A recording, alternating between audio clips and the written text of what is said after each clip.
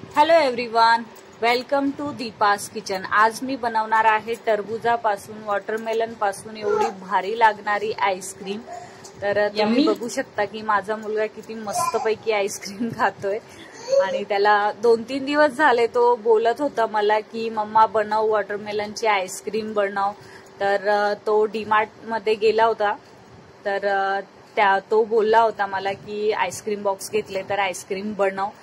तर इथे मी वॉटरमेलनची मस्त आईस्क्रीम बनवून दाखवणार आहे तुम्हाला। तर काय करायचं ना की जे सीड्स आहे बिया आहे त्या एका साइडने काढून टाकायचे आहे आणि त्याला मीडियम साईजच्या पीसेस मध्ये कट करायचे आणि त्याच्यामध्ये मी 2 वाटी साखर टाकतीये। हे शुगर म्हणजे ऑप्शनल तर नाही, पण तुम्हाला जसं जास्त गोड आवडत असेल तर तुम्ही टाकू शकता, कमी ते टेस्ट अकॉर्डिंग।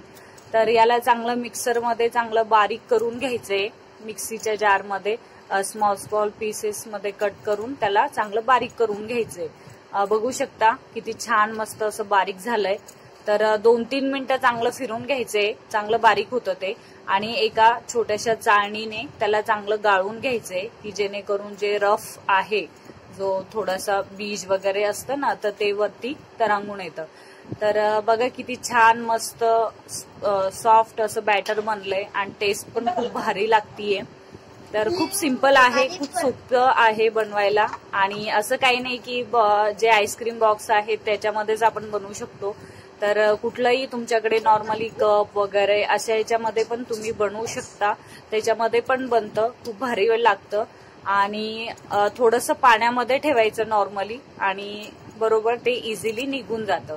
तर इथे मी ऍड करतेय जे आपण ज्यूस बनवलं होतं वॉटरमेलनचं, तर मी ते आईस्क्रीम बॉक्स मध्ये थोडं थोडं टाकलंय, म्हणजे भरूनच टाकलंय।